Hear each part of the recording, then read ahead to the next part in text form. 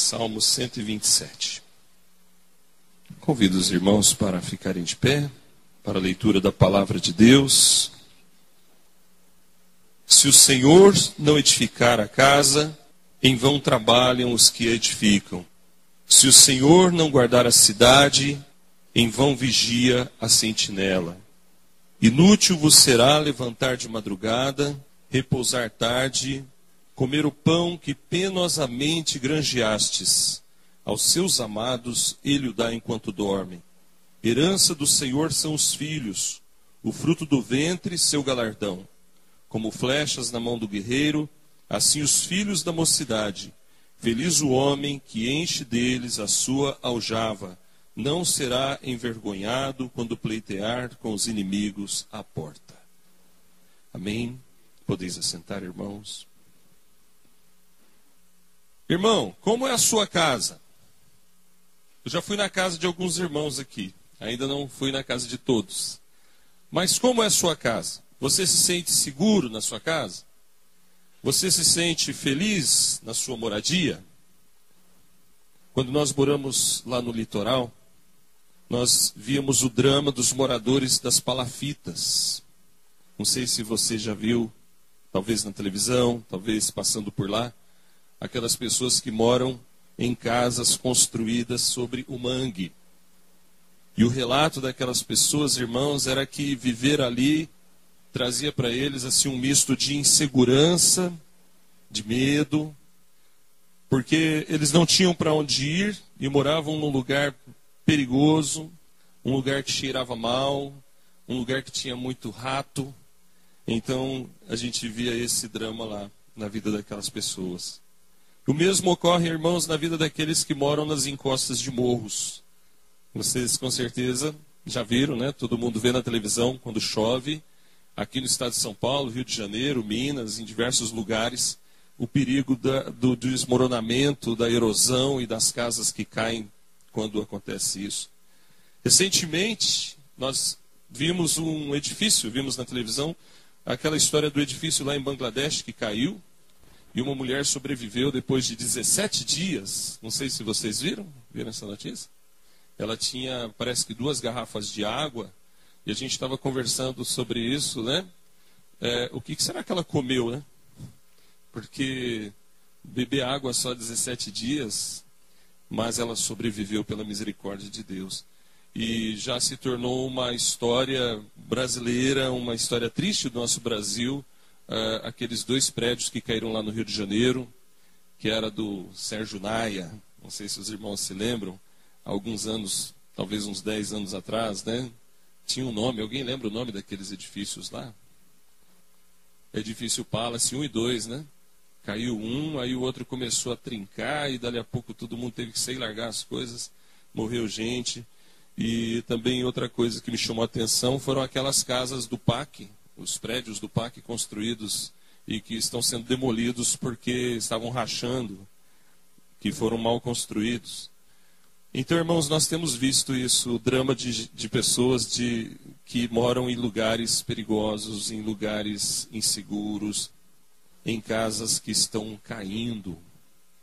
E eu perguntaria, por que a casa caiu? A certeza que em todos esses casos elas foram mal edificadas, não é? Ou no lugar errado, ou do jeito errado, ou com material errado, mas foram mal edificadas. Todas as pessoas normais, né, irmãos, desejam viver em casas seguras, no mínimo isso. Uma casa que não vai cair em cima da sua cabeça enquanto está dormindo, né? Todas as pessoas desejam viver numa casa sólida, numa casa segura, numa casa agradável, numa casa confortável. E eu creio que Deus deseja que os nossos lares sejam assim também. Não só a moradia física, mas o lar, a família. Esse salmo, irmãos, é um salmo didático. E aqui o salmista enfatiza que a vida deve ser vivida na dependência de Deus, onde ele é apresentado como o edificador do lar, o edificador da família, o grande construtor, o fundamento de um lar feliz.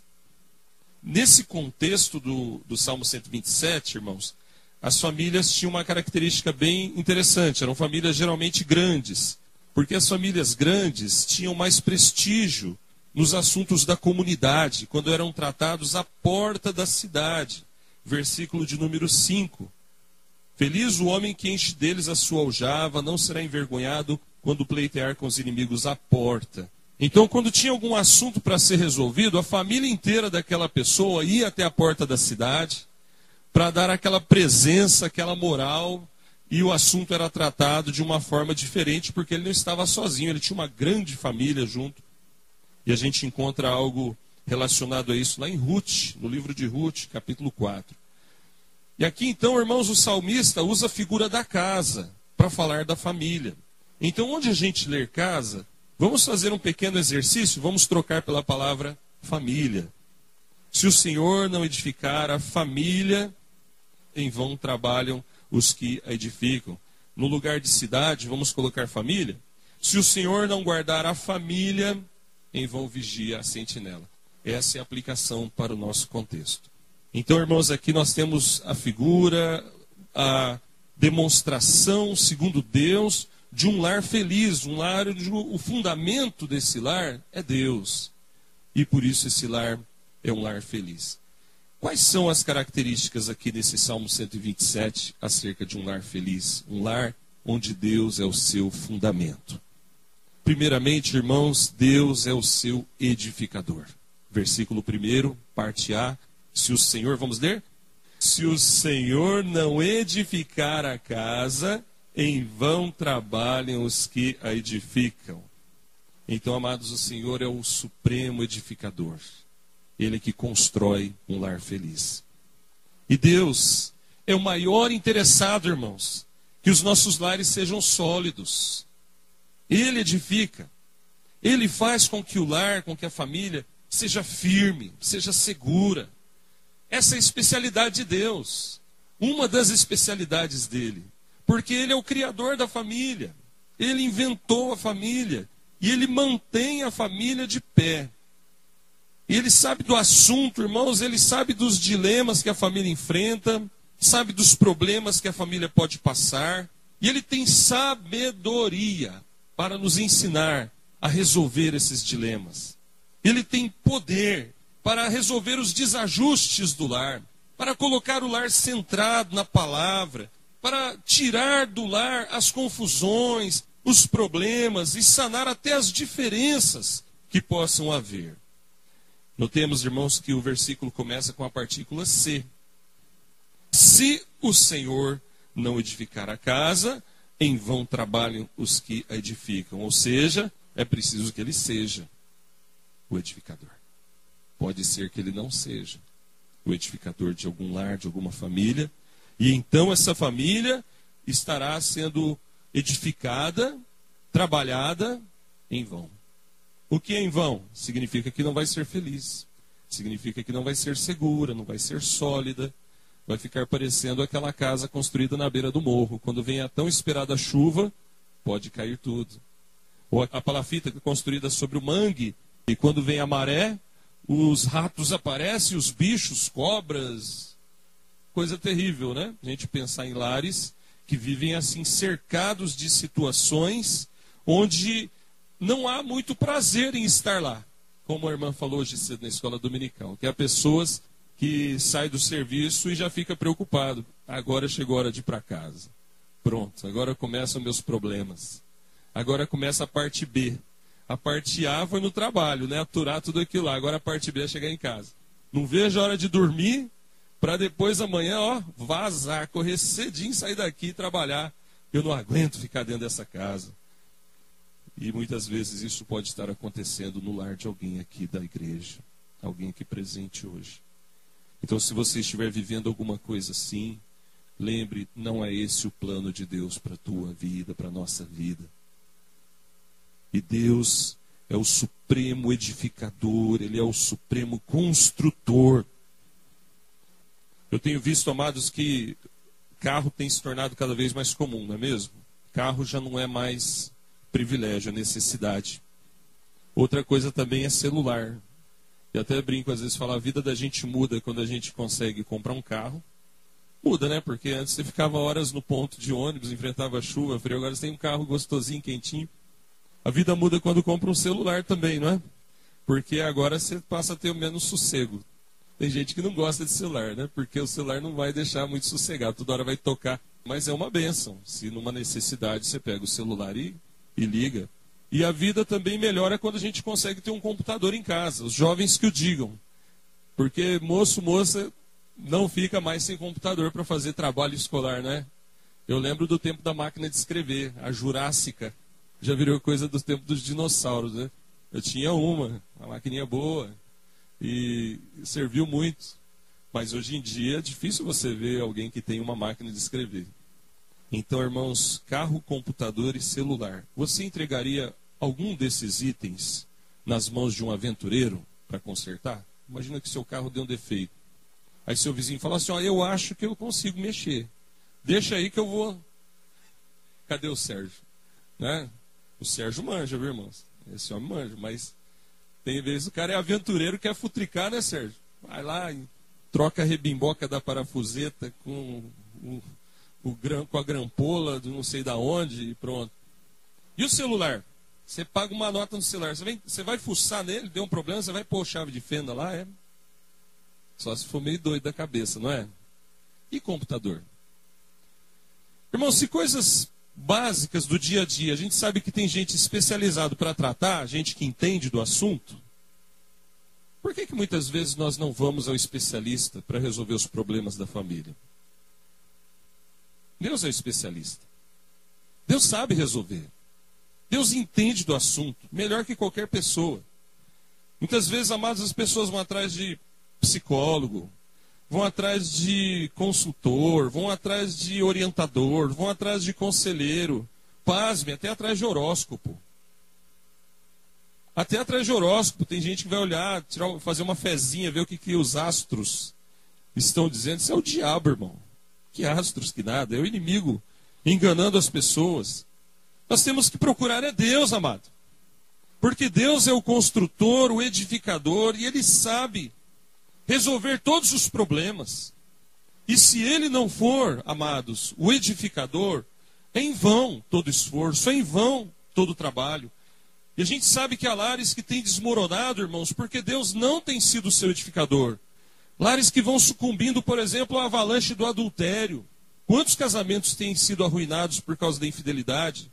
Lares que têm sido destruídos por causa das paixões, ou por causa dos desentendimentos.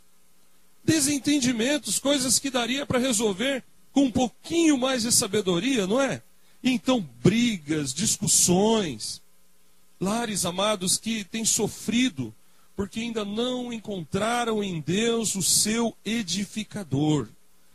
E o Senhor Jesus contou aquela parábola da casa edificada sobre a rocha, para falar justamente que a casa edificada sobre a rocha sofrerá com as chuvas, sofrerá com as tempestades, virão as tribulações, mas ela vai resistir porque ela está edificada sobre a rocha. Amém, amados? Então, querido irmão, irmã, descubra se o seu lar tem alguma rachadura na parede. Descubra se o seu lar tem alguma fissura. Descubra se houve algum afundamento de solo. Sabe que acontece isso em alguns terrenos, não é? O chão afunda, simplesmente porque vai saber alguma coisa lá debaixo da terra. Afunda, já vi acontecer isso. Então o que tem que fazer? Tem que ir lá e jogar pedra, jogar coisa sólida e firmar bem, para que aquela área não caia, mas ela fique de pé. E Deus tem poder, Deus tem sabedoria, Deus tem argamassa para consertar tudo isso, amados. A palavra, o Espírito Santo, o amor, a sabedoria que vem do alto pode restaurar a sua família, pode restaurar o seu lar, mas é preciso que ele seja o edificador da nossa casa. Então, amados, essa é a primeira característica de um lar onde Deus é o fundamento. O fundamento de um lar feliz é Deus. Mas existe mais uma característica, irmãos. Deus também é o protetor dessa casa. Diz aqui o versículo 1, que se o Senhor não guardar a cidade, em vão vigia a sentinela. Irmãos, a falta de segurança não é um problema novo. Isso é um problema antigo. Nós vivemos hoje, sim, dias de morte, dias de violência, mas lá no contexto do salmista não era diferente. Haviam sentinelas e vigias, irmãos, que eram soldados que ficavam atentos dia e noite, cuidando da segurança dos muros da cidade e dos portões, para que a cidade não fosse invadida. Meus amados, os nossos lares precisam de segurança, precisam de proteção, precisam de amparo, porque nós temos um inimigo à espreita, rondando, rodeando, tentando invadir a nossa casa. E se ele conseguir invadir as nossas famílias, amados, ele vai talvez causar grande dano na nossa casa, na nossa família. Então cabe a nós lutar, nos esforçar para que isso não aconteça. Independente se você é pai, filho, ou mãe, ou filha, se você é um filho de Deus, você pode se esforçar para que o seu lar seja protegido por Deus. Como? Fazendo o que nós fizemos há pouco, orando. Orando e pedindo a proteção do alto, pedindo a proteção de Deus. Porque por mais que a gente vigie, por mais que a gente cuide, por mais que a gente faça o nosso papel, nós somos frágeis e sem a ajuda de Deus, nós não vamos conseguir guardar a nossa casa, irmãos. Não adianta a gente colocar alarme, não adianta colocar câmera, não adianta colocar coisas assim que são úteis, mas sem a proteção de Deus não vai dar em nada, porque a Bíblia diz, em vão vigia a sentinela se o Senhor não guardar a cidade. Meus queridos, o lar onde Deus é o fundamento, é um lar guardado por Deus. Deus é o seu amparo, Deus é a sua segurança, Deus é o seu protetor, Deus é quem protege, Deus é quem fecha as portas, Deus é quem afasta o inimigo. E nós temos que continuar cumprindo o nosso papel. Amados, aconteça o que acontecer. Hoje pela manhã a gente falava um pouquinho do boletim, se você ainda não leu, depois leia a meditação, que fala sobre a leniência na família. Há lares em que os pais fizeram o seu papel certinho, mas chegou uma idade em que os filhos caíram na armadilha do inimigo, caíram na cilada de Satanás, caíram no laço do diabo e trouxeram então para a sua família um momento de desespero, um momento de dor, um momento até de uma certa tortura, onde os pais têm que aguentar certas coisas que eles não queriam passar por aquilo. Mas, irmão, não era para ser assim.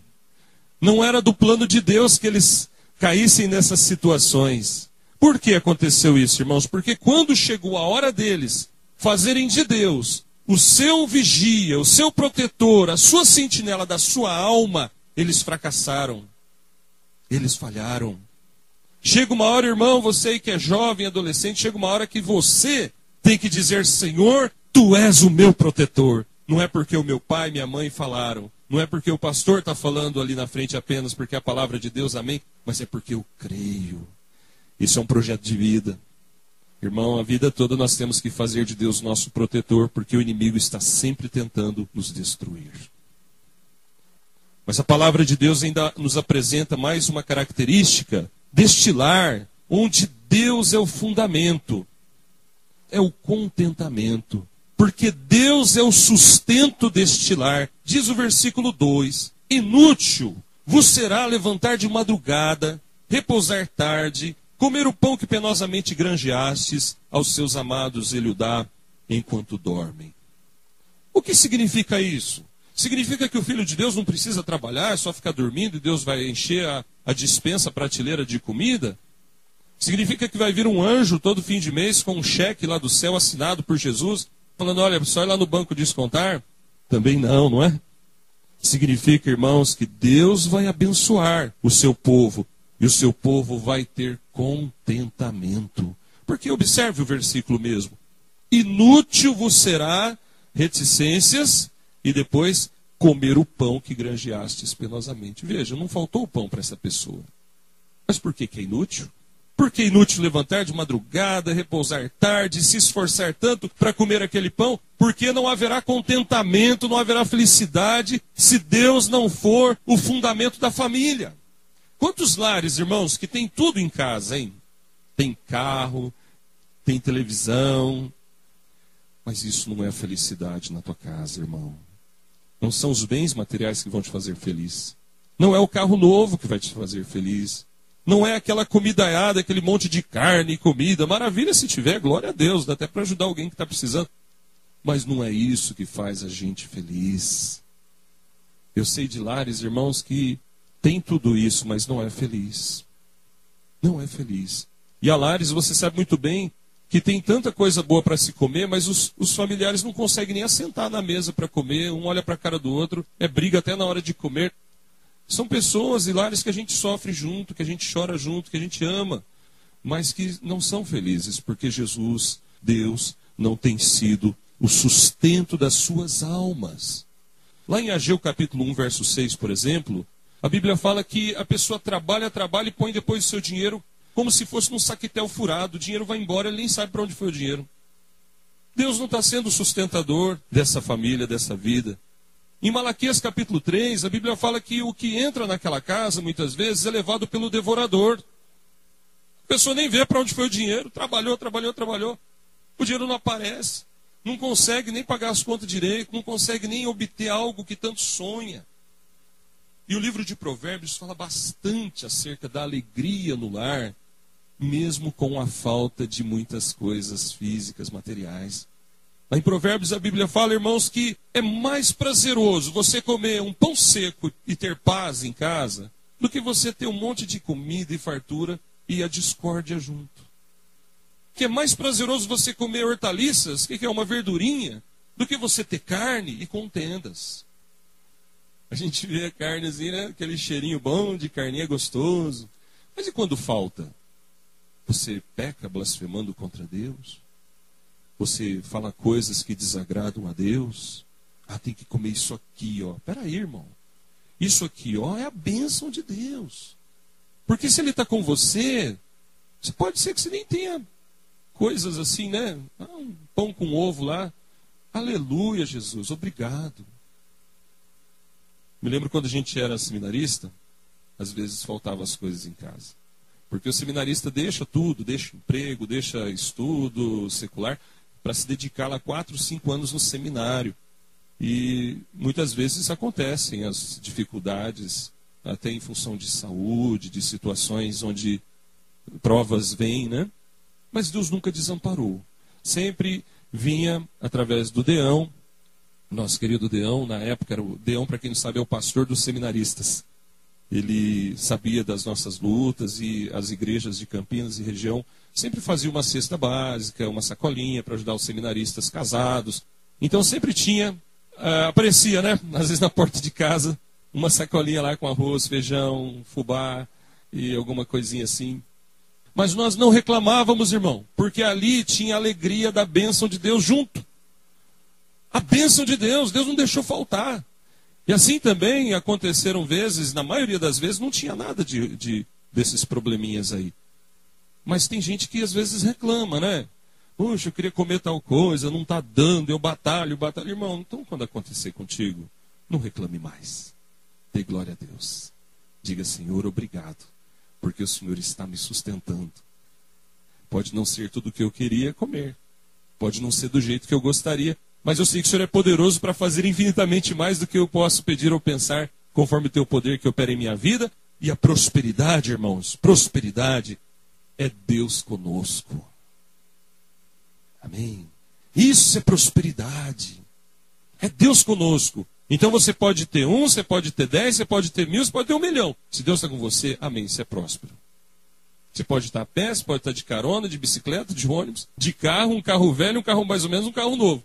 Se Deus está com você, você é próspero. Porque, irmãos, não adianta nada a pessoa granjear o seu alimento, será inútil se Deus não for o seu sustento. E uma última característica, amados, que nós temos que falar aqui, sem dúvida alguma, está no versículo 3. O lar onde Deus é o fundamento, é um lar que tem uma herança de Deus. Herança de Deus são os filhos. Verso 3. Herança do Senhor são os filhos, o fruto do ventre, seu galardão. Os filhos são apresentados aqui, irmãos, como um galardão. O que é um galardão?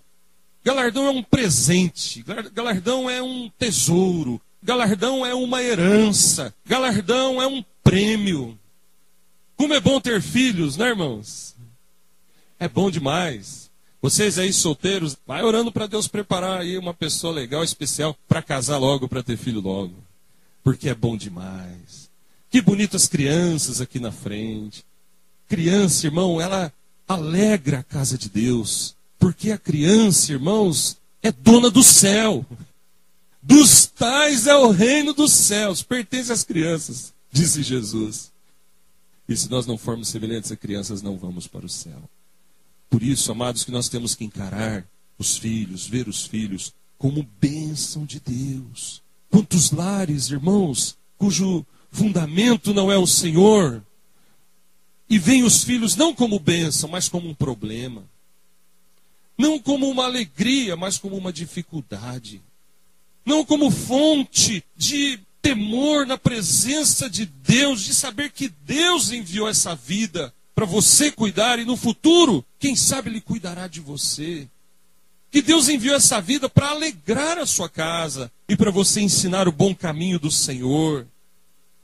E ainda, meu querido irmão, irmã, você que é pai, mãe, e que talvez tenha sofrido com seus filhos, não se deixe enfraquecer. Não se deixe desanimar. Não se deixe entristecer por causa desses problemas. Não desanime. Ainda que haja dificuldades, ainda que falhemos, ainda que haja lutas, não desanimemos. Não nos enfraqueçamos, irmãos, porque os filhos são herança do Senhor. Aconteça o que acontecer, a palavra de Deus é a mesma, eles são herança. Pastor, mas meus filhos têm me dado tanta tristeza. É porque eles estão confusos, é porque eles estão enfraquecidos, mas eles são herança do Senhor. Acredite, eles são herança, porque você é filho de Deus, porque o Senhor Deus é o fundamento da tua vida, e porque a palavra de Deus está dizendo que os filhos são herança do Senhor. É um galardão de Deus na tua vida, na tua casa, na tua família. Não importa que jeito sejam os nossos filhos, não importa se eles são baixinhos, se eles são altos, se eles são magrinhos, se eles são gordinhos, não importa se eles são muito apegados ao estudo ou mais ou menos, eles são herança. O nosso papel é ensiná-los, ensinar o caminho do Senhor, ensiná-los, irmãos, as verdades da palavra de Deus, ensiná-los, irmãos, o que é andar no caminho do Senhor, ensinar com a nossa própria vida, ensiná-los, irmãos, a se comportarem, a saberem se comportar como pessoas tementes a Deus, ensinar para eles o valor da educação dentro de casa e fora de casa, educação no sentido do tratamento, educação de estudos também. Ensinar para eles, irmãos, o respeito às pessoas, a começar dos seus próprios pais. Ensinar para eles o amor ao trabalho, aos estudos, à moral, aos bons costumes. Ensinar para eles a valorização da família conforme Deus estabeleceu. Educar os filhos, amados, é ensinar os filhos. Isso é ministério dos pais. Não é maltratar, mas é conversar, é orientar, é orar, é até chorar junto se for necessário, impor limites se for necessário. Porque eu tenho que cuidar bem deles, porque eles são do Senhor. Não é minha propriedade, eles são do Senhor. E eu tenho o dever de orientá-los, de pastoreá-los. Então todo pai, toda mãe é um pastor e uma pastora dos seus filhos. Porque em casa você faz aquilo que você tem que fazer como pai e mãe, ensinando, cuidando da herança do Senhor. Lembra quando Jesus falou daquele rei que partiu para uma longa viagem e deixou o seu tesouro, os seus bens nas mãos dos seus servos? Pois então, encaremos dessa maneira. O Senhor Jesus partiu para uma grande viagem, ele foi ao céu, mas vai voltar e ele vai pedir contas. E de todas as coisas que ele nos deu, irmão, a mais preciosa que tem é a herança do Senhor. Ele vai pedir contas de como nós gastamos o dinheiro, ele vai pedir contas de como gastamos o nosso tempo, ele vai pedir contas de como realizamos a obra de Deus, ele vai pedir contas de tudo da nossa vida. Mas ele vai pedir contas em especial da herança do Senhor. O que você fez com a minha herança, filho? Pai, eu fiz o melhor, eu ensinei, eu orientei, eu orei com ele, por ele, junto dele, longe dele. Eu chorei com ele, eu carreguei nos braços quando eu pude. Mas, pai, teve momentos que eu não consegui, porque ele já estava grande, ele ficou desobediente. E o pai certamente vai dizer, muito bem, servo bom e fiel. Foste fiel no pouco, sobre o muito te colocarei. Você fez a sua parte. E aqueles pais, irmãos, que não amam seus filhos como deveriam amá-los. E por quê? Eles não encaram os filhos como herança do Senhor. Porque Deus não tem sido o fundamento dos seus lares. E é triste a gente observar que isso pode acontecer até dentro da igreja. Lares onde os pais não ensinam a palavra. lares onde os pais não oram junto com os filhos, lares onde os pais não põem limites, lares onde os pais são lenientes e deixam passar coisas que não deveriam. Então, amados, que não seja esse o nosso caso, amém? Nosso caso, irmãos, sejam como os pais, como os lares onde Deus é o seu real fundamento. Certamente, amados, todos nós temos nos esmerado para cumprir a palavra, para nos adequar à palavra. E como é alegre, como é bom, como nos faz assim ficar felizes quando a gente vê o resultado do penoso trabalho de sua alma. Quando você olha e fala, oh, glória a Deus, valeu a pena. Deus tem me abençoado, Deus tem me ajudado, Deus tem ouvido minhas orações. E eu volto a dizer, irmãos, que há situações em que nós às vezes sofremos porque não aconteceu do jeito como a gente queria e tudo mais. Mas nós temos que ainda pela fé dizer, eu creio que o meu Redentor vive. Eu creio que o meu Redentor levantará a sua face sobre a terra. E eu, então, revestido da minha pele, verei a Deus. Eu verei a Deus, como cantamos hoje. Quero te ver, Senhor. Talvez, irmãos, esse seja o tempo da gente orar e esperar em Deus. Como é bom quando nós vemos Deus abençoando e os filhos também aceitando a palavra no seu coração. E vê-los crescendo na casa de Deus. Dê glória a Deus, glorifica a Deus. Mas se um dia as lutas vierem, se um dia, irmãos, as tempestades vierem, não vamos julgar aquela família. Não vamos julgar aqueles pais e dizer, isso é culpa dos pais. Negativo. Quando acontecerem as lutas e as tribulações, não vamos dizer a palavra de Deus falhou. Porque a Bíblia fala isso, isso e isso. Eu sempre fiz de Deus o fundamentador da minha vida, sempre orei, sempre me esforcei para obedecê-lo. E aconteceu isso tudo comigo. Não aceite essa palavra, isso é o diabo falando na tua cabeça. Se isso vier, irmãos, no celular, diga, Senhor, eu sei que está acontecendo umas lutas aqui em casa, mas a tua palavra é fiel. Eu creio na tua palavra, Senhor. Eu creio na tua palavra, eu creio que o Senhor tem guardado a minha casa. Eu creio que o Senhor tem edificado a minha família. Eu creio que o Senhor tem sustentado o meu lar. E eu creio que os meus filhos são herança do Senhor na minha vida, no meu lar. Em nome de Jesus. Não aceite, irmãos, no seu coração a ideia de que Deus falhou. Não aceite no seu coração a ideia de que a palavra de Deus não se cumpriu. Em nome de Jesus. Deus é fiel. E a palavra dele nunca falha. Que Deus abençoe-nos. Que Deus nos guarde. Vamos ficar de pé e orar. Agradecendo a Deus. Obrigado, Pai, porque Tu és o fundamento da nossa vida. Tu és o fundamento da nossa casa. Tu és o fundamento de cada lar aqui presente e representado, Senhor. Obrigado, Senhor Deus, porque o Senhor tem edificado nossas famílias. Ó Pai, a prova disso, Senhor Deus, é que apesar de lutas e apesar de tribulações que muitas famílias têm passado, eles estão aqui na Tua casa. Ó Pai, obrigado, Senhor Deus, porque Tu és também, ó Pai, o guarda, o protetor das nossas famílias. Obrigado, Senhor Deus, porque o Senhor tem nos protegido do inimigo. O Senhor tem nos protegido do mal. E ainda que alguma coisa nos aconteça, a nossa alma é intocável. Ainda, Senhor Deus, que o mal nos sobrevenha, seja enfermidade, seja luta, seja o problema que for. Mas a nossa salvação é garantida. E nós podemos dizer, eu sei que o meu Redentor vive. E Ele é fiel para guardar o meu tesouro até o dia final. Pai amado, obrigado, Senhor, porque Tu és o nosso sustento. Obrigado, Senhor Deus, porque não são os bens materiais, a comida, a bebida, ó Deus, a casa, ou as roupas, ou os bens que nos trazem alegria. Tudo isso pode nos alegrar, mas a nossa alegria, o nosso contentamento é do Senhor. Ó Pai, ainda que nos falte alguma coisa, ainda que nós passemos por lutas, ainda que nós tenhamos, ó Deus, alguma dificuldade, o Senhor, ó Deus, é o nosso sustento. O Senhor é que nos dá paz. O Senhor é que nos alegra. O Senhor, ó Deus, é tudo para nós, ó Pai. E por isso te agradecemos pela herança do Senhor também. Porque o Senhor nos galardoou com filhos. E essa é uma igreja que tem filhos, ó Pai. Ó Deus, nós consagramos esses filhos nas suas mãos. Nós clamamos, ó Deus, pela vida de cada um deles. Que o Senhor guarde e proteja, Pai amado, os filhos desta igreja. Para que eles continuem no teu caminho.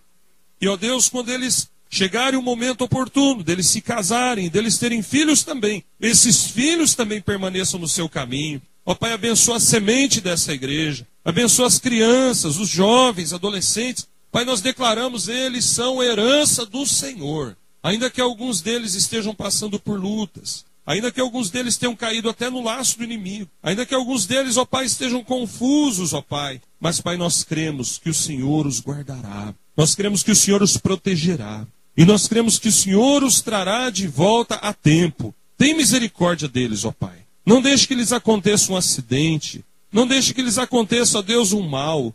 Mas ainda que aconteça alguma coisa, Pai, permitido por Ti, que assim seja, para que eles acordem, para que eles despertem, para que eles vejam, ó Pai, que o Senhor é o caminho, que o Senhor, ó Deus, é quem salva, e que eles possam trazer alegria para os seus pais, e seus pais possam olhar para eles e dizer, ó Pai, muito obrigado por Tua herança aqui na minha casa, na minha vida, na minha família. Pai amado, obrigado, Senhor, porque Tu és o fundamento da nossa vida, Tu és o fundamento da igreja e Tu és o fundamento de cada lar aqui presente. Muito obrigado, Pai, em nome de Jesus. E se alguém não é ainda, ó Pai, um filho Teu, se alguém ainda não buscou em Ti essa força, essa bênção, essa segurança, essa paz que o Senhor concede, que essa pessoa hoje ainda entregue o seu caminho a Ti, ó Pai. E eu oro por aquele, ó Pai, que é o único que tem vindo à igreja, ó Pai, na sua casa. Seus pais não são crentes, sua família ainda não crê em Ti. Ó Deus, abençoa, Pai, esse Teu servo, e que ele ore, que ele peça a Tua bênção, e que ele possa ver um dia, Pai, a sua casa aos seus pés. E, ó Deus, abençoa também aquele lar, Senhor Deus, ó Pai, que tem passado por grandes provações, que tem passado por tempestades terríveis, por vendavais da alma que nós sequer imaginamos, mas o Senhor sabe muito bem, ó Deus, o que está acontecendo ali. Ó Deus, faz ali brilhar o sol, faz ali brilhar a paz, faz ali brilhar a alegria, traz de volta a alegria perdida, Pai amado. Traz de volta, Pai amado, a segurança, a paz, o contentamento que ficou no passado, que ficou na memória. Ó Deus, mas o Senhor não se esqueceu do seu povo. Obrigado, Pai, porque o Senhor não desamparou o seu povo. Traz de volta, Senhor Deus, a Tua bênção neste lar também, Senhor. E muito obrigado, Senhor Deus, por estes momentos agradáveis, maravilhosos, na Tua presença, em nome de Jesus. Amém. Podeis assentar, irmãos. Caminhando para o encerramento, nós vamos